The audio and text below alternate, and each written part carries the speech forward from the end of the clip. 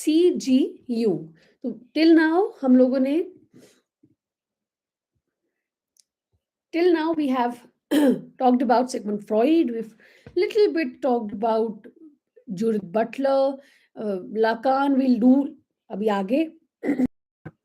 And we talked about the reader response critics, जिसमें हमने Norman Holland की बात की, हमने स्टैनली फिश की बात की, वुल्फगैंग आइजर की बात की, right? And now we have C.G. Jung. C.G. Jung एक philosopher, एक psychoanalyst थे. Jung treated the human self as the totality of all psychic processes, rejecting Freudian theories of the libido. Good morning, Simran. As restricted to the sexual, Jung proposed that the libido was energy that could be channelized into any field. ये भी हमने discuss किया था कि Freud का जो libido का theory है वो ये यूंग रिजेक्ट कर देते हैं और ये कहते हैं कि लिबिडो सिर्फ सेक्सुअल एनर्जी नहीं है, कोई भी ऐसी एनर्जी जो हम किसी भी फील्ड में चैनलाइज कर सकते हैं, लिबिडो वो है. इन्होंने कहा कि ह्यूमन सेल्फ जो है बहुत सारे जो जितने भी साइकिक प्रोसेसेस हैं उस सबका टोटलिटी है. सेकंड उनका जो डिपार्चर था फ्रॉइड से वो था उनका आर्केटाइप्स का idea, because Freud has only, good morning Satya, good morning Aastha, Freud had only talked about what, unconscious of an individual mind. Correct. हम रीडर रिस्पॉन्स क्रिटिक्स में स्टैनली फिश को देखते हैं जिन्होंने इंटरप्रेटिव कम्युनिटीज की बात की, जो हमने कहानी नरेट की थी पिछली क्लास में. तो अभी ये भी ये कह रहे हैं कि सिर्फ एक इंडिविजुअल माइंड से सारा कुछ नहीं होता है कि आप ऐसा आपने कभी सोचा है कि आज आपने बहुत सारी मूवीज देखी हैं आज, ठीक है, बैठ के पूरे दिन मूवीज देख रहे हो, एक्शन मूवीज देख रहे हो, तो कभी ऐसा हुआ कि सपने में भी आप लड़ाई कर रहे हो या आपको एक्शन ही दिखाई दे रहा है? होता है ना ऐसा भी. फिर आप सोचते हो यार दिन में मैंने ना बड़ी सारी एक्शन मूवीज देखी तभी मुझे इस तरह के सपने आए. तो अब ये कहाँ से अनकॉन्शियस डिजायर्स हो गई मेरी? नहीं हो सकती ना. तो कहीं ना कहीं तो लैक है. So Freud, as we have seen, saw the self's dreams and fantasies as proceeding from the unconscious. Jung proposed that while the unconscious was important, the self was also identified by social norms. कि मेरा जो self है, जो मेरा person है, वो सिर्फ मेरा अनकॉन्शियस की वजह से नहीं है, अकेले की अनकॉन्शियस की वजह से. आसपास मेरे क्या हो रहा है, सोशल नॉर्म्स क्या हैं, उसका भी तो फर्क है. The world around it.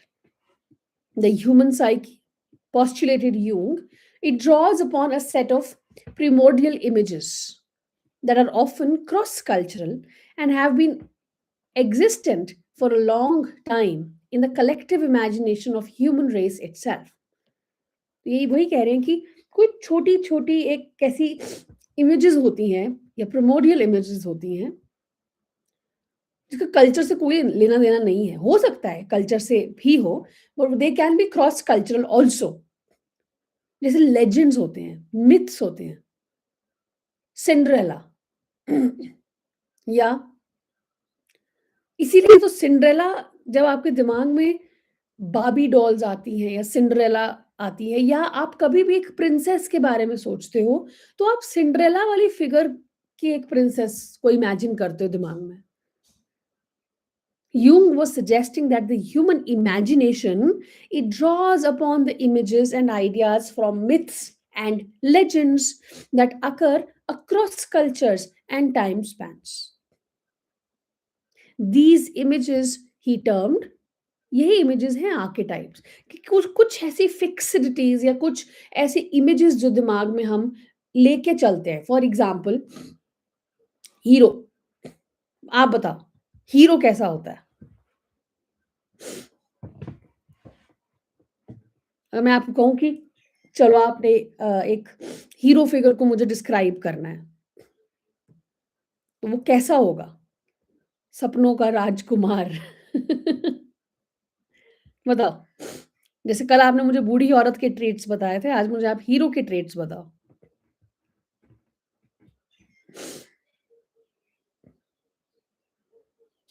chivalrous, okay, yes, courageous, brave और टॉल, हाइट में। वेट में आप मोटा तो नहीं सोचोगे हीरो, भी बहुत मोटा है कोई जी, नहीं सोचोगे आप कभी। आप सोचोगे भी 6 पैक एब्स बनी हुई हैं। 6 पैक भी नहीं है तो चलो 3-4 एब्स ही बनी होंगी। यस, ये आर्केटाइप है। तो hero figure becomes N archetype. Similarly heroine, वो भी पतली, एकदम पतली एंड सुंदर, और जो भी आपके दिमाग में सुंदरता का फीचर्स है वो सब। Long hair, yes. ये सब कहाँ से आ रहा है? Across culture some images are there fixed, क्योंकि इतनी मूवीज में ऐसा ही चला आ रहा था। अभी कुछ डिफिकल्ट डिफरेंट भी हो रहा है, जरूरी नहीं है अब कि हीरो के 6 पैक्स निकले हों। They emerge from a collective unconscious common to all mankind and are not restricted to a particular individual or self. अच्छा, अब ये एक और बात, एक और चीज पूछती हूँ। जरूरी नहीं है कि कोई इंसान ही एक आर्केटाइप होगा, ठीक है? अब आप मुझे बताओ, हम कहते हैं ना कि ऐसे काम मत कर, नहीं तो you will go to hell, जहन्नुम में जाओगे। हेल, हेल कैसा इमेजिन करते हो? आपने देखा तो है नहीं किसी ने, तो हेल कैसा होगा?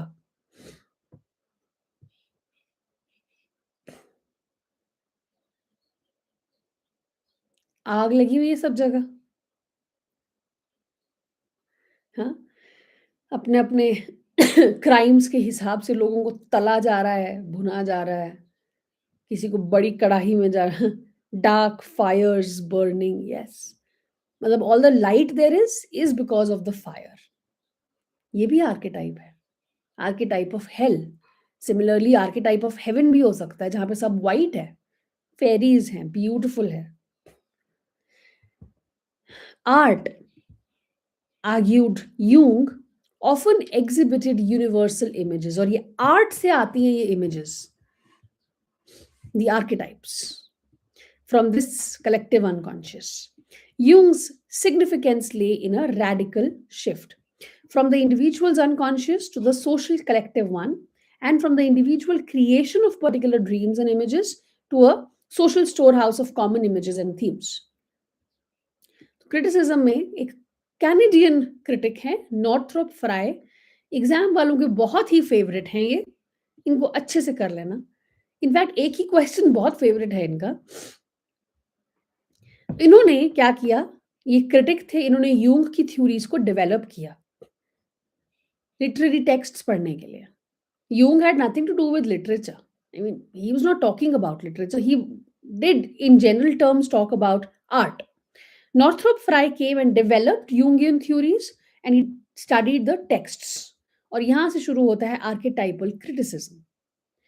Not just Northrop Frye, we have one more very important name, and that is Maud Bodkin. 1934.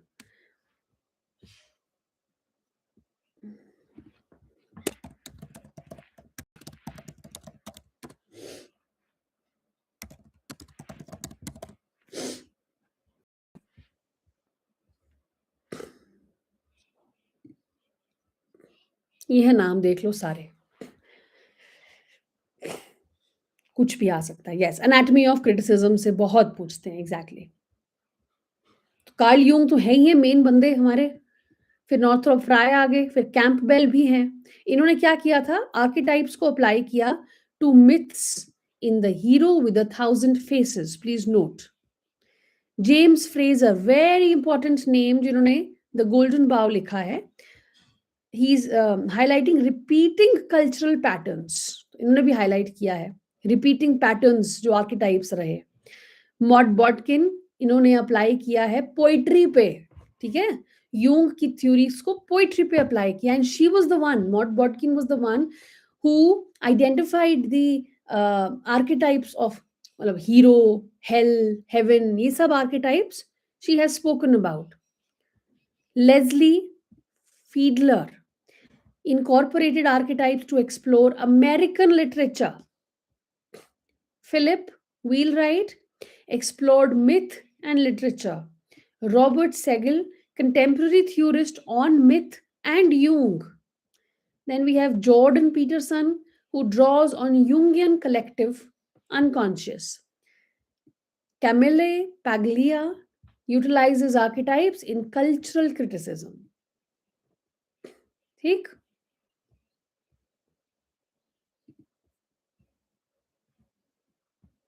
तो मॉड बॉटकिन का वर्क था 1934 का archetypal patterns in poetry and later the works of Northrop Frye. इन दोनों ने डेवलप किया यूंगियन साइको एनालिसिस को literary studies में. Bodkin identified heaven, hell, Oedipal, rebirth, father figure, hero as literary archetypes. और फ्राई ने क्या किया? कोडिफाई कर दिया literary symbolism based on what he termed as, please note, mythoi. Literary symbols को इन्होंने कोडिफाई किया. कैसे? इन्होंने कहा लिटरेचर जो है वो ट्रांसेंडेंटल जॉनराज से लेता है, जैसे कि रोमांस. रोमांस के लिए समर. यही क्वेश्चन बार बार आता है एग्जाम में. ट्रेजेडी ऑटम, आयरनी या satire winter and comedy spring. तो लिटरेचर जो जैसे रोमांटिक ट्रैजिक लिटरेचर है वो ट्रांसेंडेंटल जॉनराज से ड्रॉ करता है. अब इसको याद कैसे करना है? देखो सब में कोई ना कोई ऐसे फीचर्स हैं जो उस सीजन से मैच करते हैं, जैसे रोमांस. अब इंडिया की तरह समर मत सोचना. आप सोच सकते हो एकदम इंडिया में सोचना है तो एकदम जो बर्फीले इलाके हैं वहां वाली समर. उनके लिए समर इज हॉलीडे. सिमिलरली बाहर के लोग, उनके लिए समर इज लाइक रोमांस. ठीक है, जब सन आ रहा है तो वहां से आपने रोमांस को समर याद करना है. ट्रेजेडी, ट्रेजेडी में क्या होता है? आंसू बहते हैं. और ऑटम में क्या होता है? पत्ते बहते हैं, पत्ते झड़ते हैं. तो ट्रेजेडी ऑटम. आयरनी या सटायर, कोई आपको सटायराइज करता रहे, कोई आपको मॉक करता रहे बार बार, तो आप बोलोगे यार कितना कोल्ड इंसान है, कितना कोल्ड वो कर रहा है, अटैक कर रहा है मुझ पे. तो आयरनी या satire winter. And comedy, comedy में what you do, you laugh out loud. Spring में क्या होता है?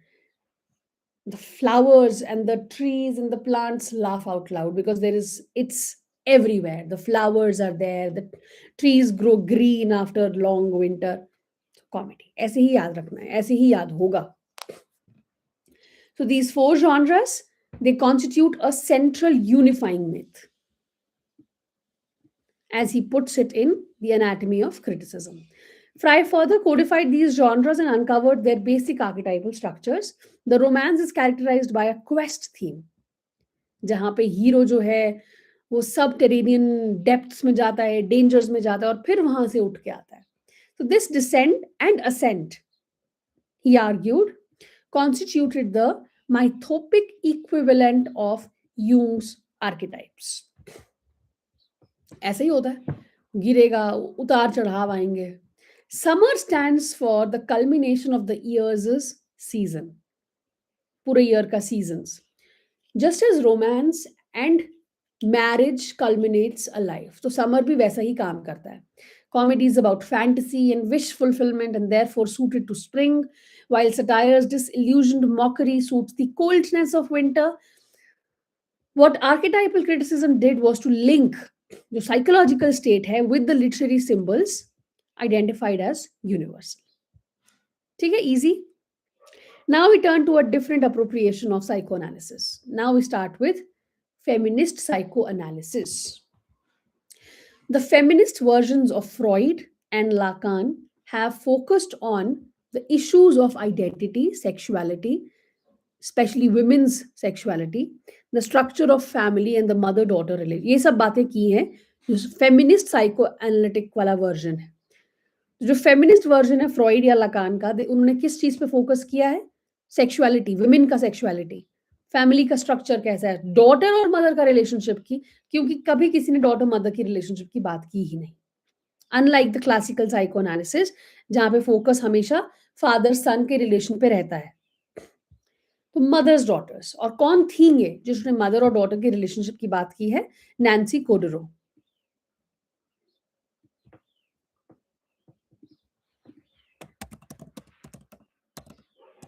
ये है नैन्सी कोडरो, अमेरिकन है ये। She passed away in 2005।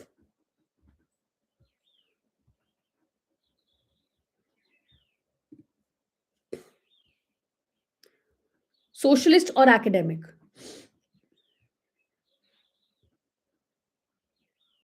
Or this is the work, The Reproduction of Mothering, Psychoanalysis and the Sociology of Gender, 1978। इसके अलावा feminism and psychoanalytic theory, femininities, masculinities, sexualities, Freud and beyond, the power of feelings, personal meaning in psychoanalysis, gender and culture. This is what will talk about. 4 primary concepts में delve करती हैं। The unique personality traits of women, the pattern of male dominance and its potential for change, the reasons behind most women's identification as heterosexual, and the reasons behind women's desire to mother children. Kodro observed mothering as a dual structure shaped by childhood experience and the social structure of kinship. She posits that becoming a mother is not solely biological or instinctual. She argues that mothering is socially constructed and part of female personality because women are mothered by women. हमारी परवरिश में, आपकी परवरिश में father का role कितना रहा ये आप सोचो। How much father was present? Women are mothered by women, of course. In her book, she argues that gender differences arise from formations of Oedipus complex, while both male and female children experience closeness with the mothers. सबका होता है. Females seek gratification from this connection in a way that males do not. She contends that women's mothering, a common element of the sexual division of labor, positions them in a domestic sphere. क्योंकि मम्मा सब कुछ कर रही है, हम बचपन से देखते हैं मम्मा घर में सब कुछ कर रही है, पाल भी रही है, खाना भी बना रही है, कपड़े भी कर रही है, सबके लॉन्ड्री कर रही है, सबका सब कुछ कर रही है। और वो एक एलिमेंट डिफरेंट होता है from a male child. Male child क्या देख रहा है? मैं स्पेशल हूं somehow because my father, who is also a male figure, is not doing anything except going out and doing something. I represent the outside world. The domestic world belongs to the woman. तो ये division of labor है घर के अंदर। One critique of this assertion is that it might suggest women are not psychologically suited for the public sphere. So Kodoro builds on Freud's assertion of bisexuality at birth and the mother as the child's first sexual object. Drawing on Karen Horney and Melaine Klein, very important name, she suggests that the child's ego forms in reaction to the mother. Ego भी वैसे ही form होता है. Male children को बहुत जल्दी independence मिल जाती है क्योंकि वो अपने फादर्स के साथ आइडेंटिफाई करते हैं। और इवन द मदर जो है, mother wants the male child to go and explore the outside world and form his identity quickly, whereas on the other hand, for a woman, for a girl child, it becomes very difficult to form her identity. क्यों? क्योंकि जो mother है वो उसको अपना double समझती है कि ये तो मेरी जैसी है, मेरा ही वाला जो काम मैं कर रही हूँ वही इसको करना होगा। तभी बार बार हमें क्या बोला जाता है कि काम सीख ले, ससुराल जाके तेरे को निकाल देंगे ससुराल वाले, काम सीख ले। तो क्या होता है, a woman, a girl child is not able to form that independent identity. इसीलिए वो एक नार्सिसिस्टिक आइडेंटिटी फॉर्म करती है। It becomes very a long process for her to कि मैं कौन हूं ये जान ही नहीं पाती वो। This process is more complex for female children who identify strongly with the mother and attempts to make the father the new love object, which hinders their ego formation also. The mother infant Bond shapes the child's identity and enables recognition of the father as separate. Unless the father provides similar primary care. आप सोच रहे हो कि आजकल there are fathers who are equally putting their efforts to raise a child. कितने कमाल के बच्चे आगे को बनेंगे वो. अभी तक जो बाउंड्रीज थी वो बहुत सेपरेटेड थी और अभी तक जो ईगो फॉर्मेशन था वो बहुत अलग चल रहा था मेल और फीमेल चाइल्ड के लिए. बट अभी जो मदर फादर दोनों इन्वॉल्व हैं इस चीज में, इस प्रोसेस में, they'll have very strong children. It's very true that when a father is present for the child, वो अलग ही उसका strength रहेगा when he or she will grow up. So who identifies strongly with the, ये तो हो गया. Unless the father provides the similar primary care, this separation can lead to ambivalence towards the father. कि अच्छा अब थोड़ी होगा ऐसा कि वो मेरा ऑब्जेक्ट ऑफ लव बन गया, क्योंकि दोनों सेम काम कर रहे हैं, दोनों बाहर का काम भी कर रहे हैं, दोनों अंदर का काम भी कर रहे हैं और प्राइमरी केयर भी प्रोवाइड कर रहे हैं बच्चे को. So consequently, the children are more obedient to their fathers, not because of his authority, but because of the nature of the initial father-child relationship. यहां से पढ़ते हैं. Reproduction and mothering. ठीक है. Kodoro argues that mothers experience their daughters as their doubles, as an extension of their own. ये तो मेरी जैसी ही है daughter. Daughters therefore find it difficult to form their own identities because they have a strong tendency to intimacy and care. The woman's child caring role is perpetuated through this relationship between a mother and her child. Hence, the core identity of women, which Kodoro identifies problematically as narcissism, lack of self control, weak ego boundaries, proceeds from their inability to discover autonomy from their mothers. देती ही नहीं autonomy mothers उनको, लड़कियों को control करके रखती है क्योंकि तू मेरी जैसी ही है, तेरे को जरूरत नहीं है. And therefore, the daughter turns to the father, who represents the outside world. So, for Kodoro, this phase is when the daughter becomes aware of the social privileges of possessing a phallus. और फिर हम घूम फिर के वहीं पहुंच गए phallus पे. So, shifting focus briefly, Kodoro proposes that for boys, masculine identity is also achieved through a relationship with the mother. It is the mother who recognizes and emphasizes gender differences. The mother encourages the boy to discover autonomy from her. This is because the mothers experience their sons as separate from themselves. तू मेरे जैसा नहीं है, तेरे को तो ढूंढना ही पड़ेगा. So for Kodoro, the Oedipus complex and the relationship with the father work differently for boys and girls. Girls who stay attached to the narcissistic relationship with the mother, they develop emotionally through relationships. Nurture and caring उसमें ज़्यादा रहेगी. Boys discover their masculine gender through independence. So Kodoro argues that, as can be seen, was one of the first to stress the woman वाला जो relationship है इन्होंने explore किया. It is central to identity formation. दोनों के लिए. Something that later feminists would build upon.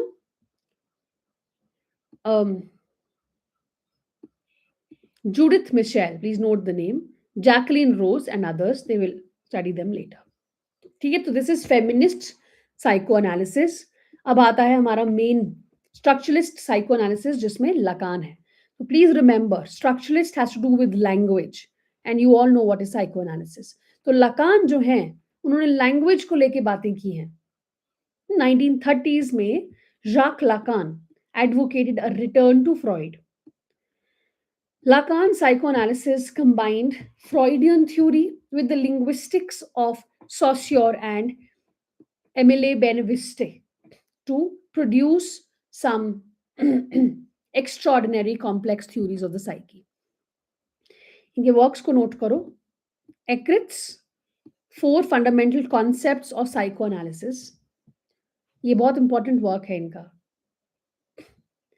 इन्होंने एक work और लिखा था Lacan ने on love.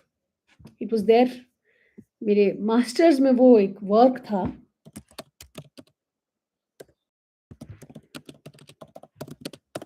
हमारी मैम भी बहुत अच्छी थी।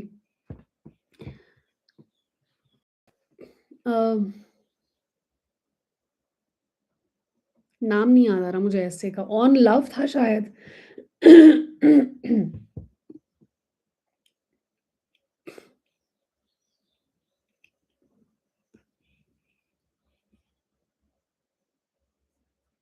पता नहीं। तो उसमें ये लिखते हैं कि अ, जो ये लड़का-लड़की प्यार में पड़ जाते हैं और फिर कहते हैं एक-दूसरे को, बेबी यू कंप्लीट मी। तो उसका इन्होंने थोड़ा मॉकरी कर दी हुई है वहाँ पे कि were you born incomplete that you need somebody to complete you. यहाँ से लैक का एक कॉन्सेप्ट आता है कि there is a lack, you believe that you are not complete in yourself. Trust में जब साइको एनालिसिस यूनिवर्सिटीज़ में पढ़ते हैं और उनके अलग-अलग एसेज पढ़ते हैं, तो मैम हमारी कहती थी कि बीवेयर, क्योंकि बहुत सारे ब्रेकअप्स हो जाएँगे हमारी क्लास में।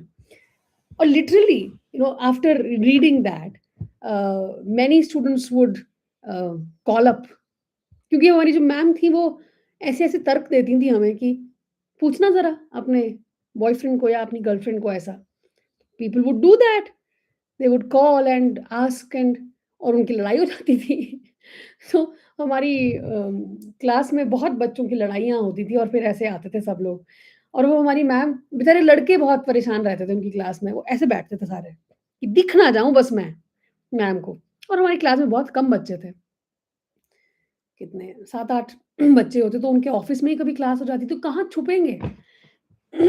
स्पेशली जब साइको एनालिसिस चलता था और डिफेंस मैकेनिज़्म्स हम पढ़ते थे या कुछ भी, तो मैम बहुत तंग करती थी लड़कों को। तुम तो सर के ताज हो अपनी मदर्स के, ऐसा है, वैसा है। They would literally sit like this, not showing their faces to anybody. Uh, so yes, Lacan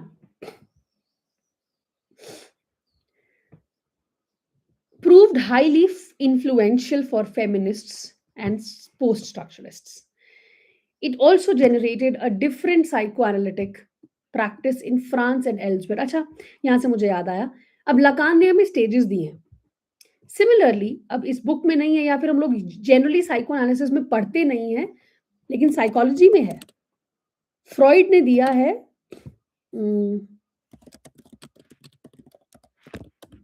growth की स्टेजेस। पढ़ लो, बस एक बार पता होना चाहिए, यू नेवर नो कि क्या आ जाए। तो इन्होंने हमें 5 साइकोसेक्सुअल स्टेजेस की बात की है फ्रॉइड ने। ओरल स्टेज, जो बर्थ से 1 ईयर तक चलता है, ओरल स्टेज, जिसमें बच्चा बहुत ज़्यादा ओरली एक्टिव होता है ना, थंब सकिंग करेगा या ब्रेस्ट फीडिंग करेगा, स्वॉलोइंग, टेस्टिंग थिंग्स, तो this oral part is active here. अगर अब फिक्सेशन एक कॉन्सेप्ट है फ्रॉइड का, ठीक है? फिक्सेशन, वो क्या होता है कि अगर किसी भी स्टेज पे बच्चा फिक्सेट हो जाए, मतलब उसको जो चीज़ें उस स्टेज में करनी थी वो पूरी नहीं हुई उसकी, अधूरी रह गई, तो बच्चा फिक्सेट हो सकता है उस स्टेज पे। उस वजह से उसकी अडल्ट लाइफ में फ़र्क पड़ता है। जैसे कि अगर ओरल स्टेज में which has to do with the mouth completely, अगर वहाँ पे बच्चा फिक्सेट हो जाए, तो बड़े होके it can lead to smoking, over eating, all the behaviours from the bad behaviours जो ओरली आप कर सकते हैं।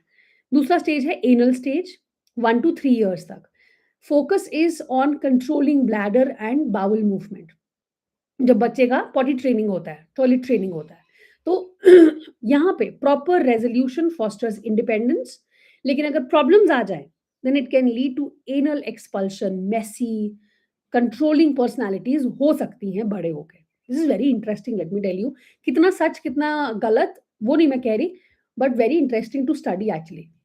तीसरा स्टेज आता है फैलिक स्टेज, जो 3 से 6 इयर्स तक चलता है। अब यहाँ पे जो जेनिटल्स हैं उस पे फोकस है, फैलिक स्टेज है क्योंकि, तो pleasure focuses on genitals. This stage involves the Oedipus complex. बच्चा खतरनाक तरीके से, एज आई टोल्ड यू, हो जाता है, and Electra complex on the other hand, ultimately resulting in identification with the same sex parents. Latency, उसके बाद period आता है 6 से लेके प्यूबर्टी तक। तो सेक्सुअल अर्जेस यहाँ पे बहुत डोरमेंट होती हैं और लेटेंट होती हैं। Energy is redirected with asexual pursuits like school, friendships, क्योंकि इस एज में बच्चा वहाँ होता है, हॉबीज, स्पोर्ट्स। सेक्सुअल अर्जेस बहुत डोरमेंट है, लेकिन डोरमेंट है या लेटेंट है, तो एनर्जी रीडायरेक्ट हो गई कि अभी मुझे रिलेशंस फॉर्म करने हैं, खेलना है, ऐसा करना है। एंड जेनिटल स्टेज, प्यूबर्टी के बाद सेक्सुअल अर्जेस वापस आ जाती हैं, अभी mature consensual relationships outside the family. तो ये स्टेजेस फ्रॉइड ने दी थी, ठीक है। लाकान पे आते हैं, language and the unconscious. Lacan begins like Freud with childhood. Lacan constructs a model of identity formation. इन्होंने 3 स्टेजेस दी हैं, या फिर इनको ये कहते हैं 3 स्टेज प्रोसेस या ऑर्डर्स। पहला स्टेज है द इमेजिनरी। यहाँ पे child makes it's first identification with the reflection in the mirror. छोटा बच्चा एकदम से उसको मिरर दिखाओ तो वो थोड़ा सा कंफ्यूज होता है कि ये क्या है, और वो अपने आप को देख रहा है कि अगर मैं हाथ उठा रहा हूं तो वो शीशा में अंदर भी हाथ उठाया जा रहा है। तो आप बोलोगे कि वो कैसा बेवकूफ, उसको पता नहीं चल रहा मैं ही हूं। उसको क्या पता कि वो कैसा दिखता है, उसको नहीं पता, उसने कभी मिरर नहीं देखा। अपनी आंखों से हम अपना चेहरा नहीं देख सकते राइट। तो वहां पे वो देख रहा है कि यार क्या हो रहा है, ये उसके लिए बहुत मैजिकल है ये। So it now associates coordinated limbs and movements in the mirror with itself. यार ये तो जैसे मैं कर रहा हूं वैसे ही ये हो रहा है यहाँ पे अंदर। मिरर स्टेज में child's sense of the self is similar to its conception of the relationship between himself and the mother. बच्चा को पता नहीं कि मैं इंडिविजुअल हूं, उसको लगता है मैं और मम्मा एक ही हैं, उसको पता ही नहीं डिस्टिंक्शन है हमारे बीच में। And this is what he calls desire for the mother, desire of the mother. Looking into the mirror, he does not see any distinction between himself and the reflection. In the imaginary, the child seeks to erase all differences and otherness by imagining himself as the person in the mirror and seeing himself and his mother as the same. तो Lacan की terms में mirror stage एक homologue है for the mother child symbolic relationship, ठीक है। Lacan then describes the child as a signifier and the mirror जो में जो reflection as a signified. The child looks into the mirror and says, "That's me," thereby giving himself थोड़ा थोड़ा meaning. यहाँ पे थोड़ा थोड़ा ईगो फॉर्मेशन शुरू होता है बच्चे का। He thinks he can substitute himself with a mirror image. The child works with a misrecognition that the smooth, coordinated, and whole image of the mirror is himself. So this is very metaphoric. Symbolic आते हैं अब, जब बच्चे को पता चल गया सब और उसको लैंग्वेज उसने सीख लिया थोड़ा थोड़ा। So this is the stage when the child acquires language, and this is perhaps the most important formulation in Lacan. Very important stage. It is the moment in which the child enters society and social relations. अभी language में उसको पता चल गया, ये father है, ये mother है, ये बच्चा मैं हूं। She is mother in language and she's different from I. The child here discovers an endless chain of signifiers: I, mother, father. So he moves along a chain of signifiers in a metonymic displacement from one to another. It is the first sign of difference. The child discovers that he is different from the others and that he cannot desire the mother. अब उसको पता चल गया कि अच्छा मैं अलग हूं, I cannot desire the mother.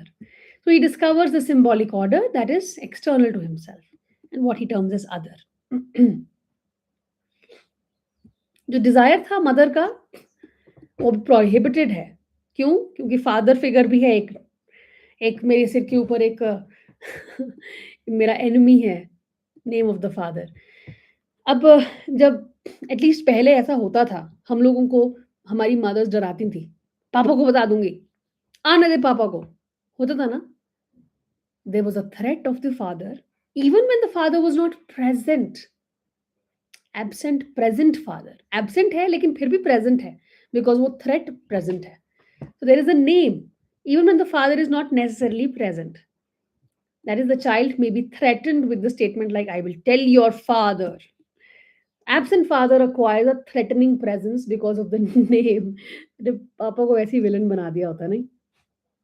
तो अभी symbolic में, therefore, the absence of the mother, absence because the child cannot have her. She's not literally absent. He is not her. She is different and will always be desired because of her absence. Is linked to the absence of the father who is present only as a name. There are thus two absences: case of mother, desire of the absent mother, and in the case of father, the threat of the father in the very name of father. तो यहाँ पे लाकान is working. Car के horn सुन के हाँ exactly जैसी maximum बच्चे would do that ना. लग गया पता कि पापा आ गए हैं, बैठ गए बुक पकड़ के. हम सब ने किया होगा, बुक पकड़ के फटाफट बुक पकड़ ली. And now being parents, you know that कैसे होता है. तो हमें पता है कि अगर आगे को or child is going to do that, book खोल के बैठा है तो मतलब यू कैन रिमेम्बर कि यार हमने भी ऐसा किया है, तो ये भी पढ़ तो रहा नहीं होगा. तो देयर आर टू एब्सेंसेस, ये हो गया. हाँ बस इतना ही है यहाँ पे. फिर आता है the real. This is the order that both imaginary and symbolic try to control. यहाँ पे बच्चे के जो इल्यूजन्स है ना, जो भ्रम है कि मैं और मेरी रिफ्लेक्शन एक ही हैं, या मैं और मेरी मम्मी एक ही हैं. अब उसको धीरे-धीरे पता चल रहा है रियलिटी का. So now the illusions from the imaginary is at odds with the sense of otherness from the symbolic. तो जो imaginary स्टेज में चल रहा था और जो symbolic स्टेज में उसको पता चला वो बिल्कुल डिफरेंट है. That is the real. This is the order that both try to control. क्योंकि imaginary उसको कुछ और बता रहा है, symbolic उसको कुछ और बता रहा है. ठीक है? Please read this. I'm tired of reading.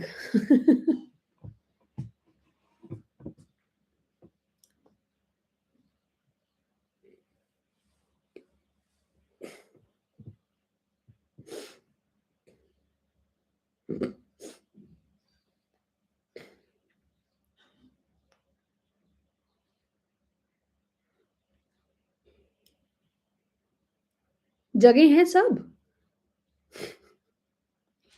Psycho analysis में तो नहीं सोना चाहिए. So Lacan क्या कर रहा है? सारी desire is linked to a lack, he says. In fact, the lack is desire. Here he turns to linguistics and suggests that all signifiers merely gesture at the lack.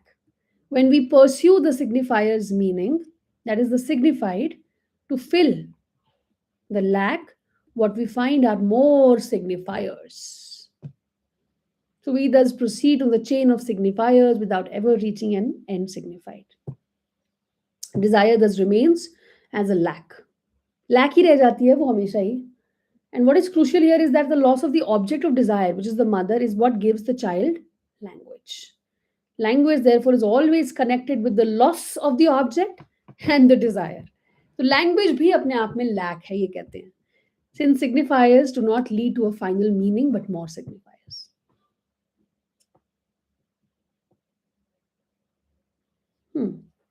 This is the summary of what happens. Just quickly read this. कि होता क्या है. Dzire है, फिर object of desire है mother. आगे पढ़ो.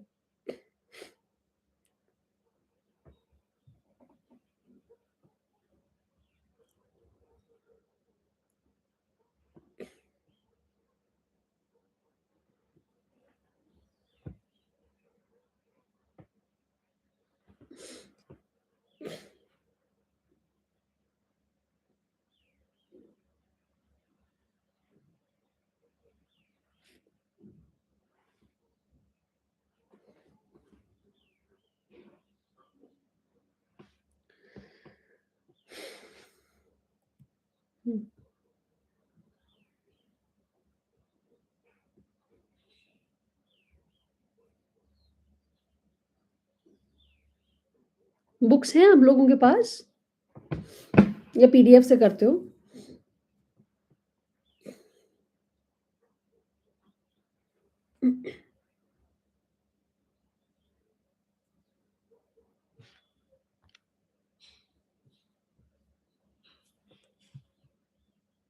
Book है ना? हाँ, गुड, कूल। आपको पता है PK Nayar sir actually was a professor at my university.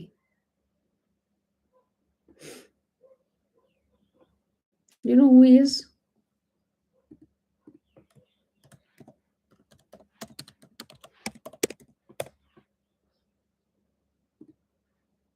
या ये देखो professor of English at university of Hyderabad. पहले ये एफ्लू में थे।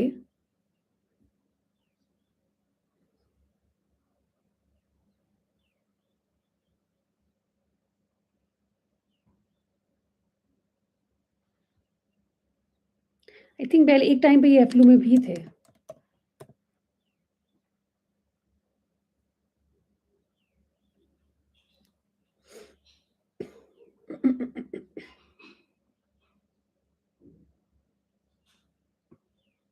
Can't find it now.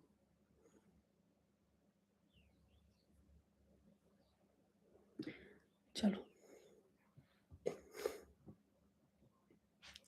So you have books, please complete this. Okay. And next, I'm going to move to post structuralist psychoanalysis in the next class. थोड़ा ही बचा है। I don't have energy to read. Next में करेंगे, ठीक है इसको complete. Yes. और बहुत I मतलब what I feel is बहुत simple language में examples जो इन्होंने दिए हैं, it makes it more interesting and easy to understand. जब मैंने ये book पहली बार पढ़ी थी, I literally fell in love with theory because of this book, I think. Because of the examples, you know, the Indian context के examples जो इन्होंने हमें दिए हैं, they are very nice, very nice. ठीक है? Okay, see you tomorrow. I'll send the Victorian age जो बाद में देख रहे हैं, उनको ऐसा मत लगना सोचना कि मैं अपने आप से बात कर रही हूँ. We have a live class going on and we have live audience here talking to me. चलो, I'll send you the Victorian age. Browning is the first one I think. I'll see and start with that. Okay? I mean, I love Victorian age poetry. अगर आप भी उसको मेरे साथ ही पढ़ोगे तो आपको भी मज़ा आएगा. It's very interesting and especially browning के ड्रामेटिक मोनोलॉग्स बहुत अच्छे हैं. एलिजाबेथ बेरेट ब्राउनिंग की पोएट्री बहुत अच्छी है. सबके बहुत सारे विक्टोरियन एज के पोएट्स की अच्छी है poetry. See you, bye bye.